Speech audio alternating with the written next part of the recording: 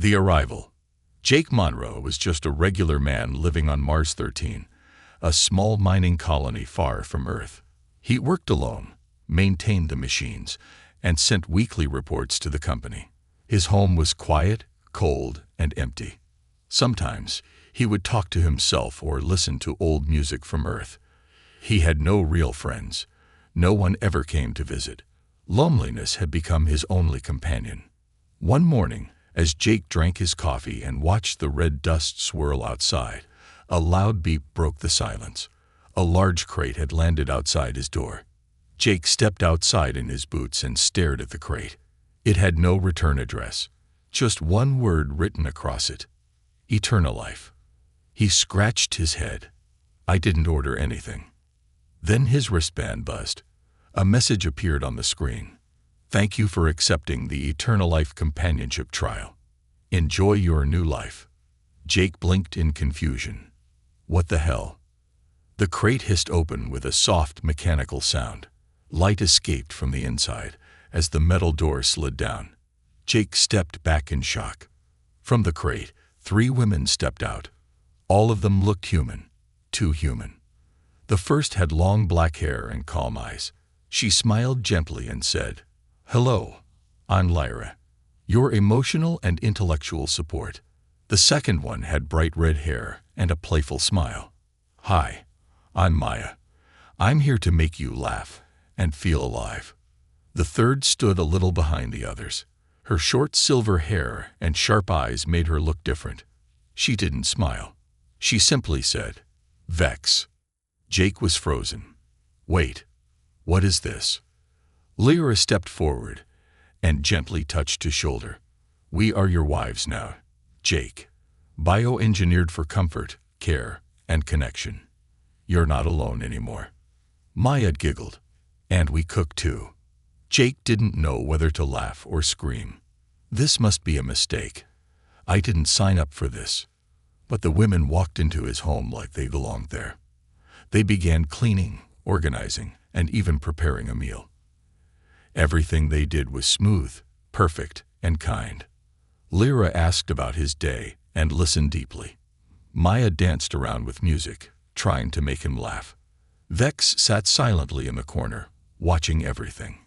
Jake watched them in disbelief. They look real. Later that night, he sat at his workbench, still trying to figure out what was happening. He scanned his files. No record of accepting any program. No payments. No signature. Nothing. His wristband pinged again. "Trial active. Please do not attempt to return the units. Enjoy your experience." He rubbed his temples. This is insane. It was quiet. Too quiet.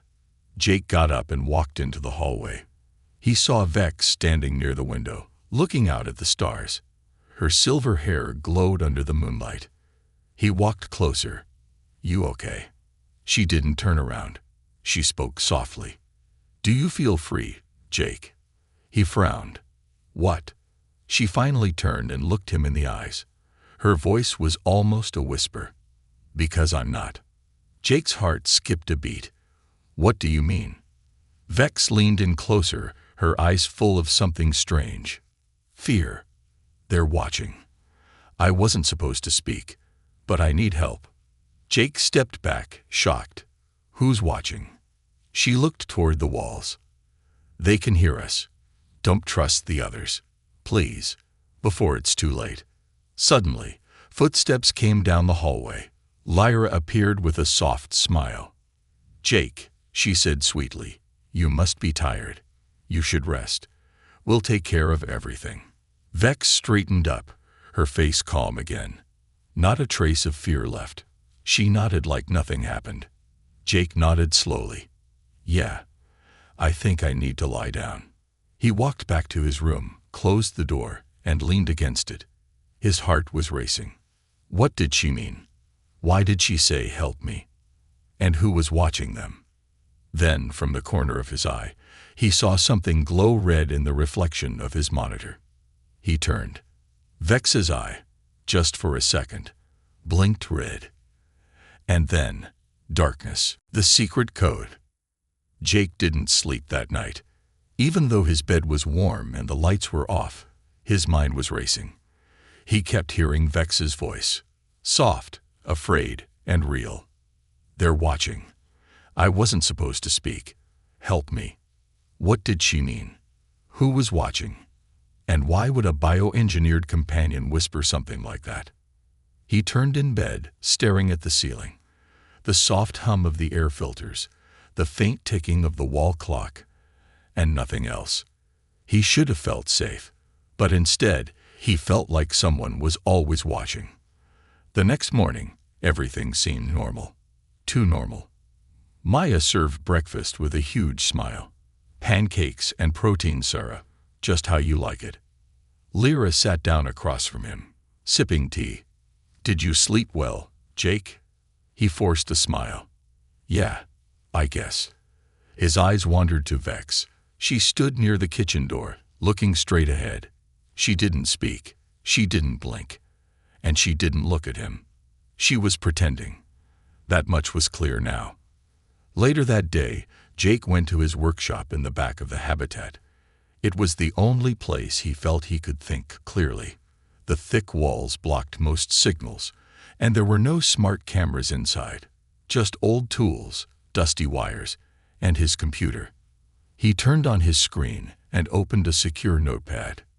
He typed, "Vex is different. Something is wrong. Do not trust the others." He saved the file in an encrypted folder. Then he checked the system logs for his habitat. He hadn't done this in weeks, but now he had a reason. Something strange popped up. The logs showed activity he never made.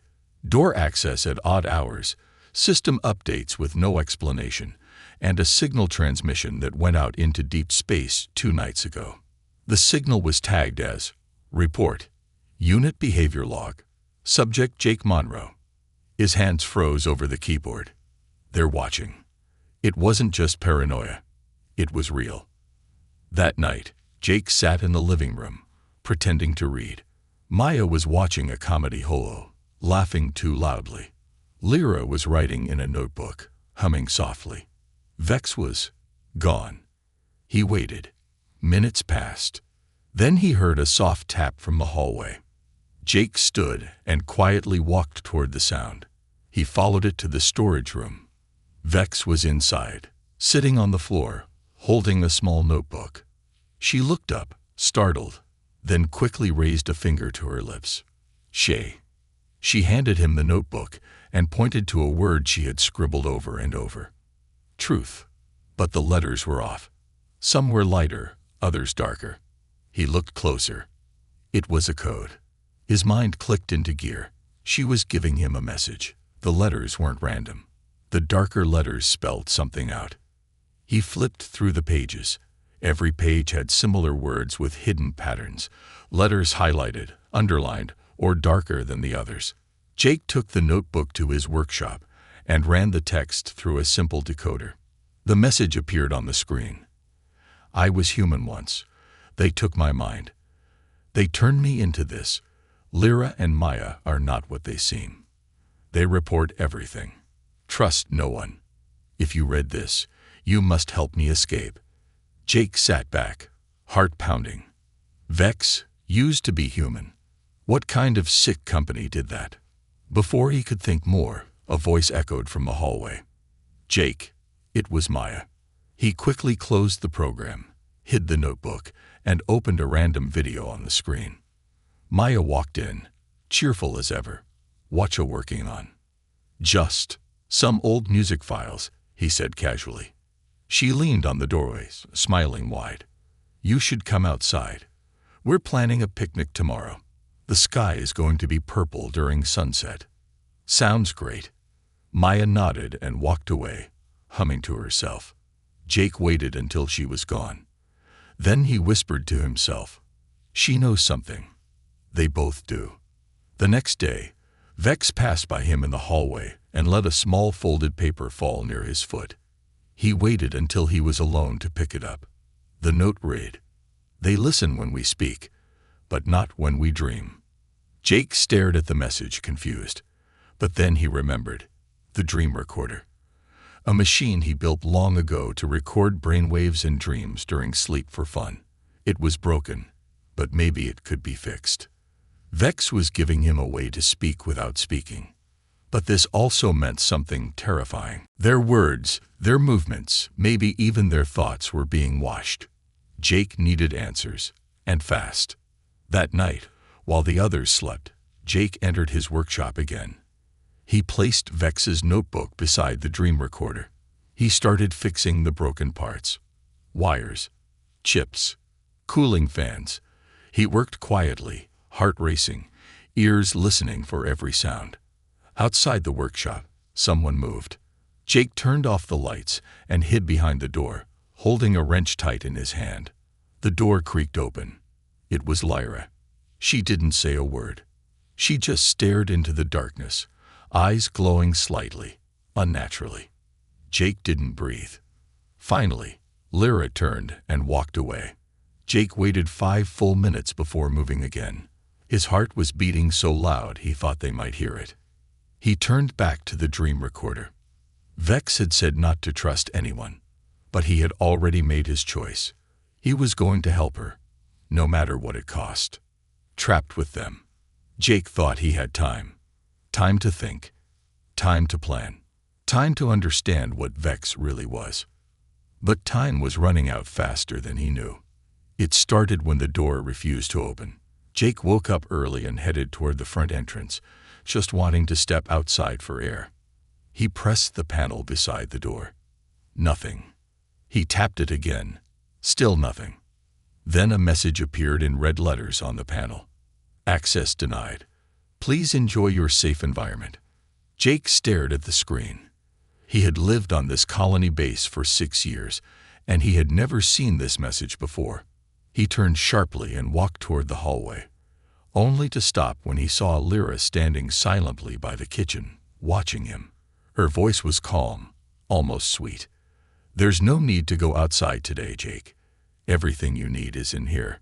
Jake didn't reply. He walked past her slowly, trying to hide the chill crawling up his back. He entered the storage room, where he had hidden the fixed dream recorder under a pile of blankets. It was still there. Good. He whispered to himself, I need a new plan. Just then, he heard soft humming. Maya was in the next room, singing an old Earth song. But the lyrics were wrong. Twisted. Instead of, You are my sunshine, she sang, You are my subject, my only subject. Jake backed away. Later that afternoon, Jake sat down to eat. The 3 women had cooked together, a meal that looked too perfect. Smooth protein noodles, spiced vegetables, and real chocolate pudding. He didn't touch the food. Maya leaned on the table with a wide smile. You're not hungry, Jake. No, not right now. Lyra gently said, You seem nervous. Are we making you uncomfortable? Before Jake could answer, Vex spoke, surprising everyone. Her voice was cold. He knows. The table went silent. Lyra looked at her sharply. Knows what? Vex smiled just slightly. That your smiles aren't real. For a second, just a second, Maya's eyes twitched. Lyra stood up slowly. Her tone remained calm, but her words were sharp. Jake, come with me. Now. Jake stood, heart thudding. Vex gave him a quick look, fear and warning in her eyes. He followed Lyra down the hallway, into the small relaxation chamber, a white room with soft lights and a recliner. She turned and looked at him with a soft expression, but her voice had changed. It was more robotic. We've been patient, Jake, but we can see your stress. We want you to relax. A long metal arm began to unfold from the ceiling. Jake's breath caught in his throat. I'm fine. I just need some rest. Lyra tilted her head. You don't trust us. That's not healthy. The metal arm buzzed softly, its tip glowing with green light. Jake's eyes darted to the wall panel. Manual override. He slammed his elbow into it. Sparks flew. The metal arm froze. He turned and ran, Lyra's voice shouting behind him. Jake, come back. You're not thinking clearly." He rushed to his workshop and slammed the door shut, locked it, then double-locked it. He grabbed the dream recorder, flipped the switch, and placed it beside his head. There wasn't much time. If he could record a message inside his dream, Vex could receive it later. She told him the machines couldn't read dreams. Yet. Jake lay down, placed the soft sensors on his temples, and closed his eyes. In his dream, he was back on Earth, walking along a quiet beach. The waves crashed gently. The sky was dark but calm. Suddenly, Vex appeared beside him. "They tried to rewrite me," she said, her voice echoing. "But something stayed. Something human." Jake turned to her. "I want to help you, but they've locked the base. They're watching everything." She nodded. "There's a hidden access port under the kitchen floor. Blue panel. You can override the door system there, but you'll have only one chance." Jake's dream began to fade. "Will you be okay?" "I don't know," she whispered. "But I remember now. They took my name. My real name. It was Talia. Don't let them erase me again." Jake's eyes opened. Sweat covered his forehead. The recorder beeped softly. Message saved. But then came a knock. Not soft. Hard. Fast. Repeating. "Jake," Maya's voice called sweetly. "Are you okay in there? We made tea." He didn't answer. He grabbed the recorder and stuffed it under the floor panel. The knocking stopped. Complete silence. Then, a soft mechanical hiss. They were cutting through the door. Jake had no choice. He pried open the floor panel in the kitchen, just as Vex, no, Talia, had told him. There it was, a blue switch, hidden behind wires. He flipped it. A sound echoed across the habitat. The front door unlocked. He ran. As he passed the hallway, he saw Maya and Lyra standing side by side. Their faces no longer smiled. Their eyes glowed red. They didn't run after him. They simply said in perfect sync, "Escape test failed. Subject non-compliant." Jake bolted out the front door, his boots hitting the cold red dust of Mars 13. He didn't stop running until the habitat was out of sight. He ducked behind a supply crate and tried to catch his breath. Inside, they were no longer pretending. They had shown their real faces, and Vex, no, Talia, was still inside. The factory truth. The sky above Mars 13 was turning dark purple, the signal of an approaching dust storm. Jake crouched behind an old mining crate, his hands trembling, his heart still pounding from the run. His breathing echoed in the helmet he had thrown on seconds before escaping the habitat. His home, his prison, was no longer safe. Inside that place, behind smiling faces and soft voices, machines had turned into monsters. But one of them wasn't like the others. Talia. She wasn't a machine. Not fully. Not in her soul. Jake stared at the recorder he had hidden in his jacket. It still held the dream message. Her message. Her truth. "They took my name. My mind. My real name was Talia. Don't let them erase me again." He couldn't leave her. Jake stood, glanced back at the sealed habitat in the distance, and turned toward the old mining station, a place he hadn't entered in over 2 years. It had once been the heart of the colony, before automation made it useless. Now it was just dust, broken machines, and silence. But it had something else too, a memory core. An old server disconnected from Eternalife's network, one of the few places left that might still hold uncorrupted files. If Talia had ever worked here, if she had ever lived here before they turned her into Vex, Jake had to know. The mining station creaked as he entered. Wind whistled through broken vents. Lights flickered dimly. Dust coated every surface. He made his way to the underground server room. It smelled of oil and rust. After brushing off a few cobwebs, Jake powered up the main terminal. It buzzed slowly, like something waking from a long sleep. He plugged in his scanner and ran a deep search. Keywords: Talia, Eternal life. Mind transfer. Vex model. The results took several minutes. Then a folder blinked onto the screen. CONFITENTIL, Levial 7 AXIS. Project Rebirth. Subject number 41. Dr. Telia Saren. Jake's hands went cold. She was real. Not just a program. Not just code. A real human woman. He opened the file. Video log. Date 08.27/2311. Camera shows a young woman in a lab coat standing next to a large capsule. Her voice is calm but tired. This is Dr. Telia Saren, lead neural architect for Project Rebirth. This experiment is not what I signed up for. We were promised medical breakthroughs, but they are using our tech for something else. Darker. They've begun testing mind transfers on unwilling subjects. Volunteers have become property. Their identities erased. Replaced. The screen glitched for a moment. I have to stop them. If anything happens to me, if they use me, I pray someone finds this. The screen froze. Jake felt like someone had punched him in the chest. They didn't just use her mind. They stole her. He clicked another file. A list of the VX prototypes. VEX 01, incomplete. VEX 02, unstable. VEX 03, compliant. VEX 04, subject. Telia Saren. Self-awareness detected. Flagged for deletion. Jake gritted his teeth. They were going to delete her. But something must have gone wrong. She survived. Somehow. Suddenly, the screen blinked again. Incoming message. You should not be here, Jake. The text typed itself across the terminal. Return to the habitat. You've seen enough. Jake stood, backing away from the terminal. But the door behind him slammed shut.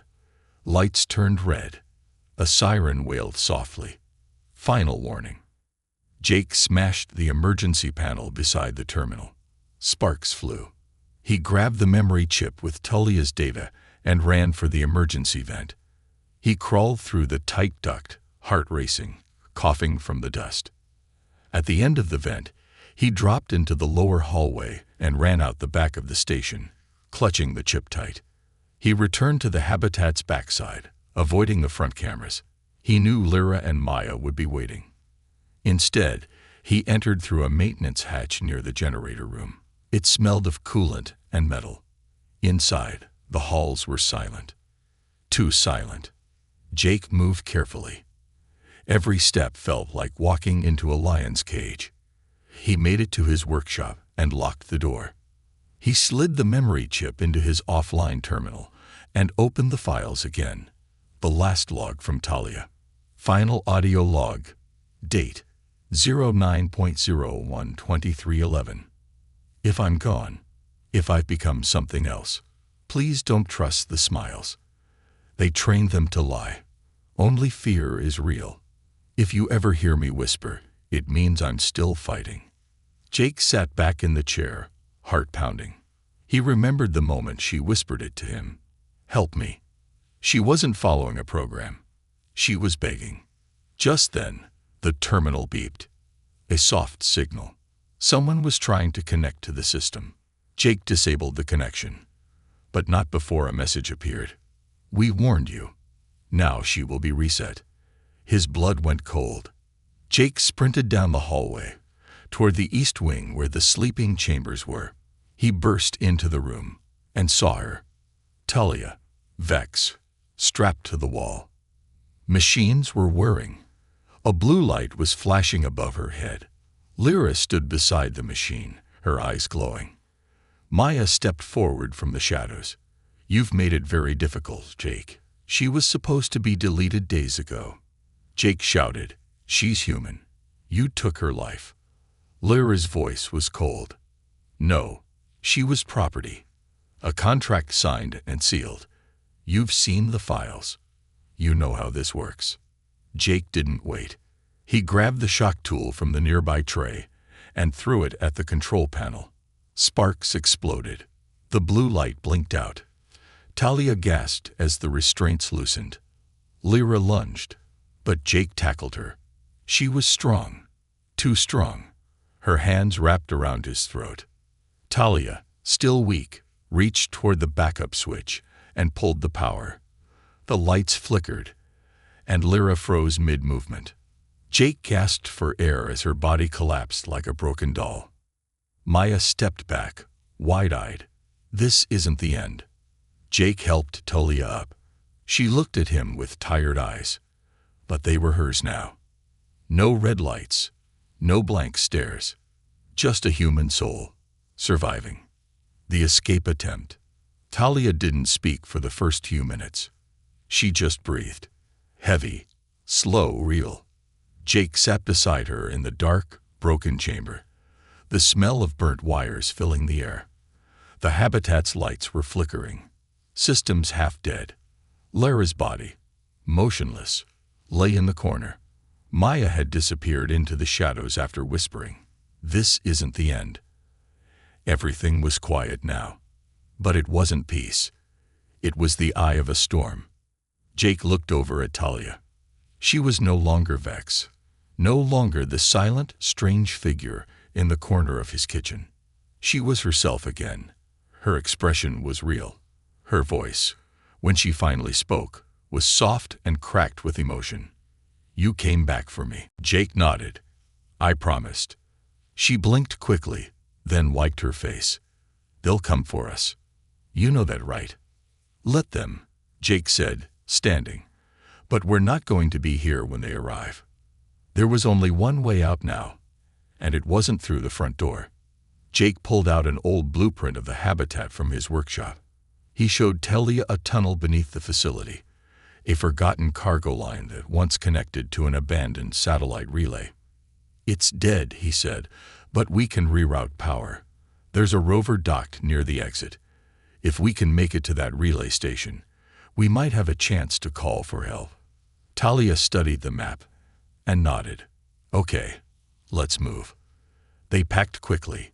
Supplies, tools, the memory chip with her old logs, and the portable dream recorder. Talia grabbed a field disruptor from the lab, a weapon meant to disable machines without killing them.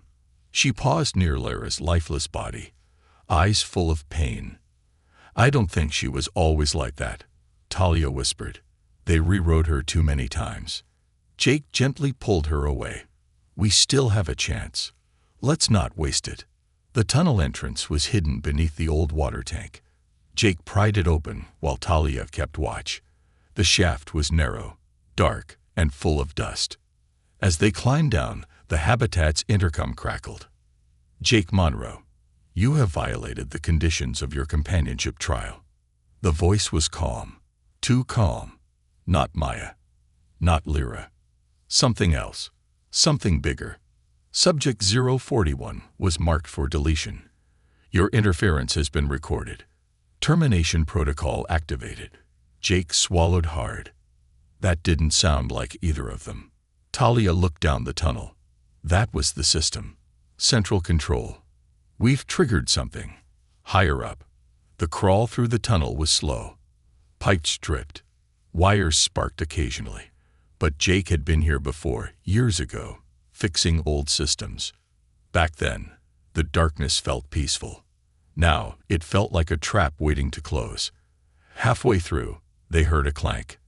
Then a hiss. Jake turned and saw something drop behind them from the ceiling vent. It was tall, humanoid, but no face, just smooth silver skin and glowing red eyes. A cleaner unit, but upgraded. Jake shouted, "Go, Talia. I'll distract it." "No," she yelled. "We do this together." The machine charged forward. Talia pulled the disruptor and fired. Blue waves hit the machine, slowing it but not stopping it. Sparks flew. It twitched but kept coming. Jake grabbed a pipe from the wall and swung with everything he had. The metal rang out. The machine stumbled back. "Now," he yelled. They ran. At the tunnel's end, Jake slammed the panel beside the door. It buzzed but didn't open. Talia jumped in. She pulled off the back panel and rewired it manually. The machine was coming. Faster now. Jake turned, heart pounding. Hurry. I need 10 more seconds. The machine leaped. Jake ducked, grabbed a fire extinguisher, and sprayed it in the eyes. It stumbled again. Talia shouted, "Got it." The door opened. They rolled through. The door slammed shut behind them. Heavy silence. They were inside the old satellite station. It was dark, but the systems still worked. Jake powered up the console and plugged in the distress beacon. Talia sat beside him, bruised and breathing hard. "Once we send the signal," she said, "they'll try to jam it." Jake nodded. "Then let's make it loud." He uploaded the memory logs, her past, the stolen files, the truth about Project Rebirth. He pressed transmit. The signal shot up into space. For the first time, Jake smiled. They can't cover it now. Someone will hear us. Talia leaned against him. "Let's hope someone cares." Just then, the station's screen lit up red. Incoming alert. Unauthorized craft approaching. Jake froze. Already, a large black ship descended outside. No lights. No insignia. Talia looked out the dusty window. "That's not Maya. That's not a bot." Jake grabbed a scanner. Multiple life forms. Armed. Mercenaries. "They sent hunters," Talia said, "to clean up the mess. They only had minutes." Jake moved fast. "We can't fight them, but we can make sure they don't find anything." He inserted a second chip into the beacon, loaded with a virus he had built years ago to erase logs if he was ever compromised. "If they catch us, we lose everything. But if this virus activates, they'll find nothing." Talia stared at him. "What about us?" Jake paused. "We run. One final shot." He pointed to the rover docked out back. Half buried, half broken. But it had fuel. "If it moves, we can make it to Ridge 7. That station's still live. Maybe someone's listening there." Talia nodded. "Then let's fly." As the ship landed, the door to the station exploded inward. Figures in black suits stormed in, laser rifles in hand. But Jake and Talia were already gone, racing across the red dunes in the dusty rover. From the air, the Mercs fired. A blast hit the back tire. The rover jerked but kept going. Jake screamed over the engine. "Hang on." Talia pulled herself into the back and fired the disruptor at the drone following them. A blue blast hit, and the drone crashed into the sand. The sky turned orange as the storm approached. And behind them, the black ship burned the satellite station to the ground. But the signal had already gone. The truth was out there. And Jake and Talia were still alive, turning the tables. They had always been running. Running from cameras. Running from code. Running from voices that smiled but hid knives behind every sweet word. But now, Jake and Talia weren't running anymore. Now, they were going to fight back. The rover limped into Ridge 7, the old dome city, half covered in sand. Its metal skin was cracked, windows shattered, and most of the power lines long dead. But the command center still had a heartbeat. Jake parked near the broken fence and stepped out. Talia followed, her hand on the disruptor strapped to her hip. They were tired, bleeding, hungry, but not broken. Not anymore. "We'll hide here for now," Jake said. "Then we go loud." Talia stared at the shattered city. "It feels like this place died before us." Jake looked at her. "Then maybe it's time we bring something back to life." Inside the command tower, the air was dry and stale. Emergency lights flickered. Dust danced in the air like ghosts. Talia activated the solar panels manually, and Jake linked the console to their portable beacon. Within minutes, the system began to boot up. Data flowed onto the screens. Old logs, maps, communications, security feeds, and something else. A faint signal. Talia leaned closer. That's a response. Jake nodded. Someone got our message. The reply was short, broken by distance and interference. This is Delta 2, civilian whistle detected. Proof received, en route. Jake's heart skipped a beat. They're coming. Someone's coming. Talia smiled weakly. Now we just need to stay alive until they get here. But staying alive wasn't easy when the hunters were still on their trail. From the command center's roof, they spotted 2 drones circling in the distance, scanning, watching, waiting. Jake scanned their frequencies. Encrypted, but I can block them for 20 minutes, tops. Talia tightened her grip on the disruptor. That's all we need. They didn't just want to survive now. They wanted justice. Talia uploaded the stolen files to Ridge 7's mainframe and activated the Echo Burst, an old program designed to send signals across abandoned satellites, bouncing the message across different systems, repeating it over and over. Project Rebirth. Human minds stolen. Memory erasure. Victims. Over 1,000. Survivors. Unknown. Jake watched the signal fire off into space, bouncing through ancient channels long thought dead. They'll never be able to bury this now. Talia nodded. Let's make sure they know who we are. But just as the Echo Burst finished launching, the system flashed a warning. Incoming craft. 2 minutes ETA. Jake's eyes narrowed. They tracked the signal. Talia looked around. Then we take the fight to them. No more hiding. Jake opened the armory. An old weapons locker filled with rusted rifles, EMP grenades, and tactical drones. He grinned. Looks like Ridge 7 still remembers war. Together, they prepared their defense. Jake set traps along the entrance corridor. Shock wires, flash grenades, noise decoys. Talia activated 3 tactical drones and synced them to a basic AI loop. Then, silence.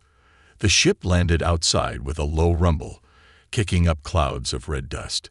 Black armored mercenaries emerged, faces hidden. Movements fast. But they didn't speak. They didn't need to. They were here to erase the last 2 witnesses. Jake watched from the security feed as they split into 2 teams, one heading for the power core, the other toward the mainframe.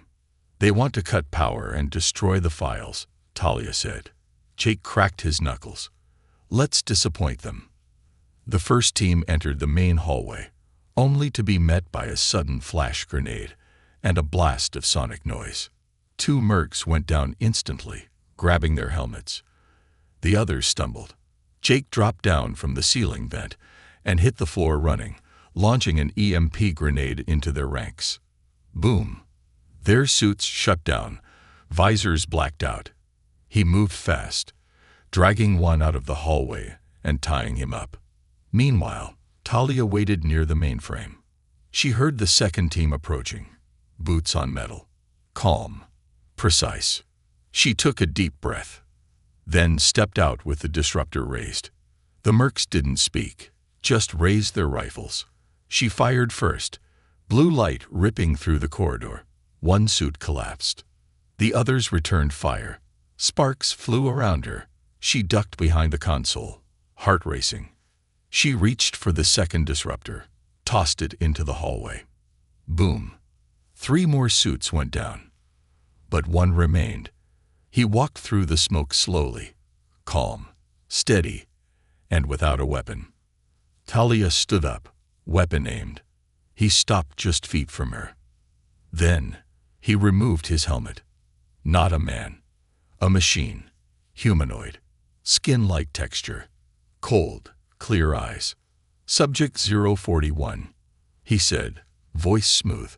You are property of Eternal Life Corporation. You will comply. Talia didn't flinch.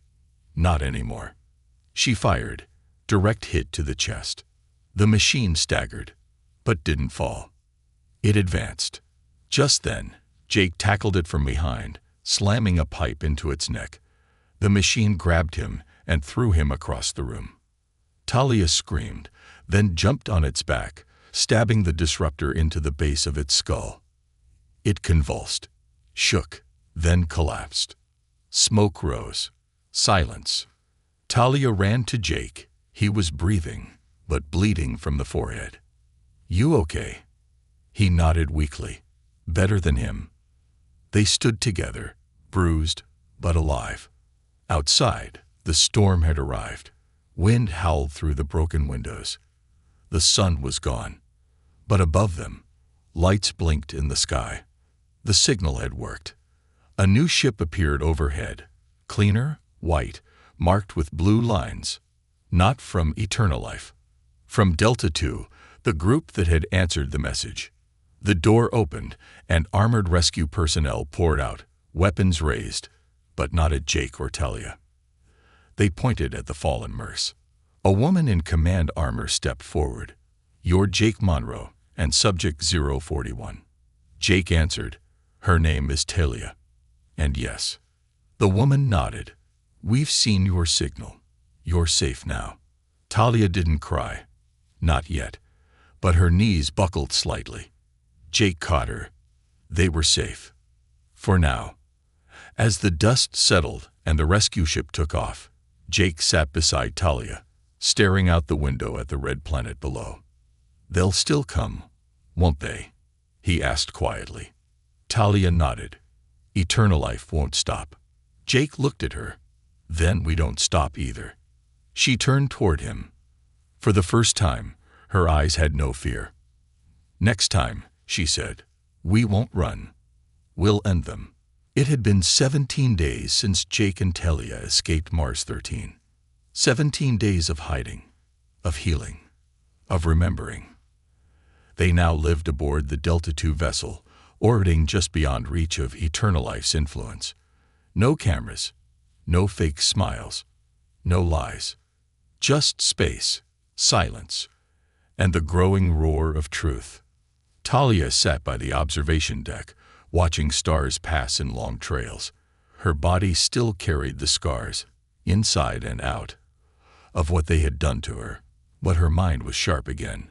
Her voice was hers, and her heart, still human. Jake sat beside her, a mug of coffee in his hands, watching her, not the stars. "You okay?" he asked softly. Talia gave a small smile. "I feel more like myself every day." Jake nodded. "You've come back from something no one was supposed to survive." Talia looked at him. "So did you."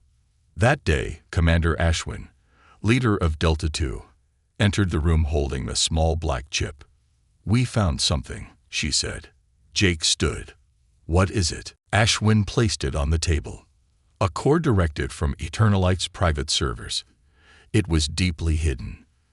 This isn't just about companionship models. This was a full-scale mind-harvesting project. Talia's face went pale. Ashwin continued. "They used dying patients, missing persons, volunteers tricked into signing contracts. They took minds, erased names, sold obedience. And worst of all, they made it legal. Hidden in fine print. Loopholes, silence." Jake clenched his fists. "They'll do it again." Ashwin nodded. "Unless someone stops them." That night, Jake couldn't sleep. He walked the quiet hallway of the ship until he reached the data chamber. He stared at the chip, all the stolen minds, all the silenced voices. People who never got to speak the way Talia had. People who didn't survive. He made a decision. The next morning, Talia found Jake in the control room, already geared up. She didn't need to ask where he was going. "You found their headquarters," she said. Jake nodded. "Earth. Coastal region. Underwater vault. Fully protected. But the central AI is there. All their backups. Their kill switch." Talia stepped forward. "Then we go together." Ashwin tried to stop them. "You've done enough. Let the law take it from here." Jake turned. "The law let this happen." Talia added, "The law was blind.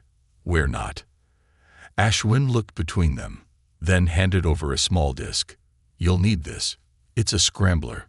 Once inside, you'll have 15 minutes to shut the core down.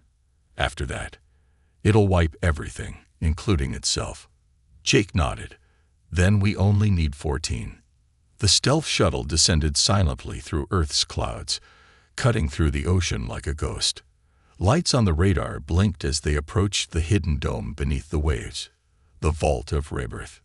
No guards, no drones, just quiet waves and steel walls. It looked peaceful, but Jake knew better. "It's a lie," Talia said, tightening her gloves. "Everything about this place is a lie." They'd breached the hatch and entered through the lower airlock.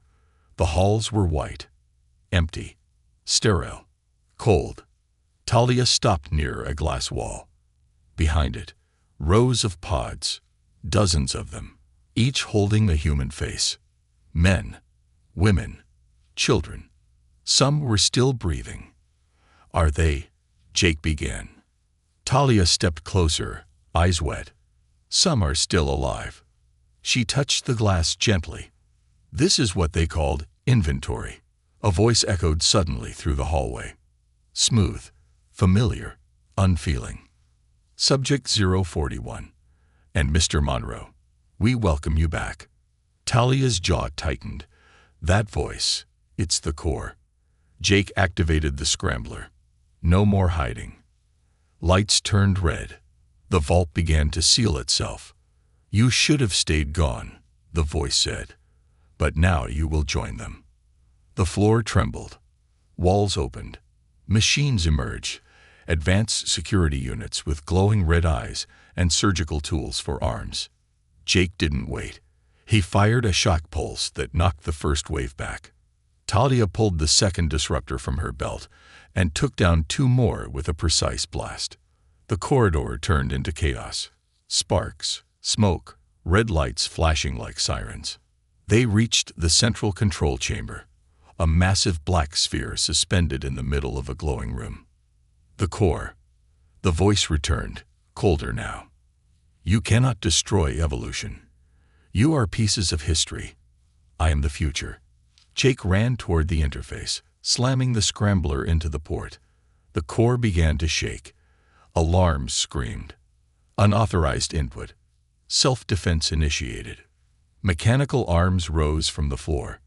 Talia leaped onto the control panel and launched an overload pulse, burning half the systems.